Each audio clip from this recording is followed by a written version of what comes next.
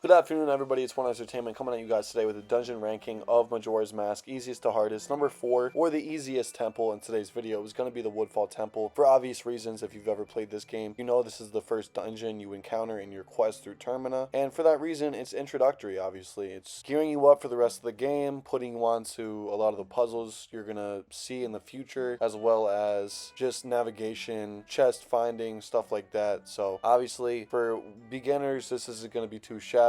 For well-seasoned Zelda players, you're probably going to zoom right through this. I will say a lot of the puzzles are pretty creative though. I always thought shooting the flame with the bow and lining it up with the flower petals was pretty cool. This last section too with the stray fairies has always been one of my favorites. The reason why I'm not putting it above any of the other ones in the ranking is because, again, it's introductory, super simple. You could get through this temple in literally less than 15 minutes faster if you know the route already. The boss, who you're going to see in a couple seconds here, Odowa, can be taken out through a variety of means. It's not just like one item defeats him and you only have to use that one item. It's very, very versatile as far as how you can defeat him. Super easy temple. Comes in at the number 4 spot. Number 3, if you've played this game, you probably saw this one coming too. It's going to be the Snowhead Temple, which directly succeeds the previous one. This one's a little bit more challenging. It plays a little bit more with verticality than the Woodfall Temple does. This one obviously is more based around Goron Link and the Goron Transformation Mask as opposed to the Deku Mask. There's a lot of rolling here, different puzzles based around using fire arrows, which is this dungeon's item that you end up unlocking after defeating the mini-boss. The stray fairies here, there are a couple tricky ones if you're trying to get them all. The Woodfall stray fairies are a lot easier than this. That's another reason why I'm putting it at number 3. For the average player, it may take you about an hour and a half to complete. For me, it took me about that amount of time on my first playthrough. It is super doable regardless though, and I think that the dungeon boss is very creative, it being of course a masked mechanical monster goat who you're actually chasing after instead of the other way around, which I thought was a nice change of pace. One other thing I will say about this dungeon is I love the eerie music that accompanies it. I think it really sets the tone very nicely.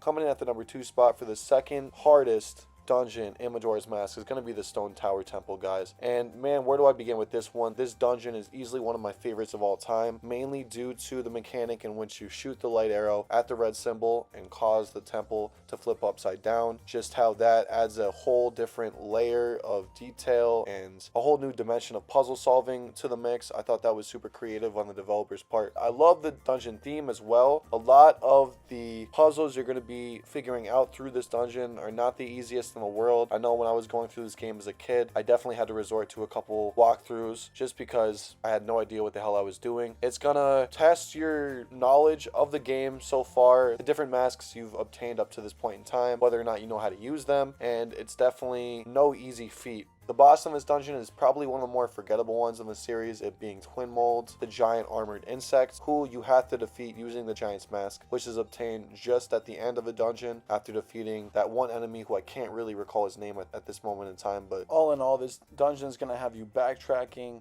making sure you're using the right item, and making sure you're getting through everything in a timely fashion because this is Majora's Mask, obviously. One final detail I'll mention about this dungeon is the stray fairies, compared to all other stray fairies throughout the dungeons, are incredibly challenging in this one. Probably the most challenging.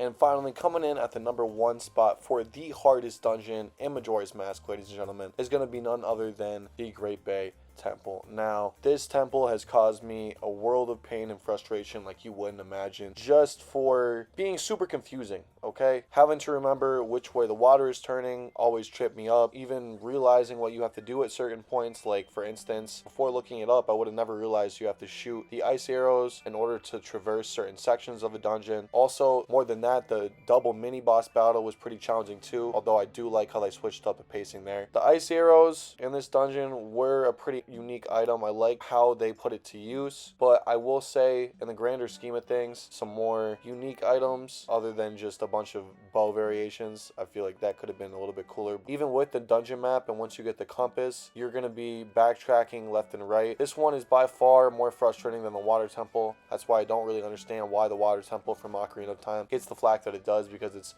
nowhere near a Great Bay. The boss is also pretty challenging, Guy Org, the gargantuan fish. In order to defeat him, you're going to have to use the Zora mask, which is also put to great use throughout this dungeon because the Great Bay is obviously where you obtain it in the first place. Yeah, this dungeon is just one of those ones that when I was a kid, I would have nightmares about it. I'd be sleeping and just be thinking about, wait, do I use this small key for this door or does it go here? It's going to take you some time if it's your first time playing through. I'd probably say this one takes about an hour and a half to 2 hours to complete if you don't know what you're doing. If you do know what you're doing, you could probably go through it much faster, but that's going to be my ranking for Majora's Mask, guys. The dungeons ranked from easiest to hardest. Let me know what you thought about my list, how you would change it up. Please let me know what I should do next as far as the videos go. This is What Entertainment. Have a great day, guys. Take care.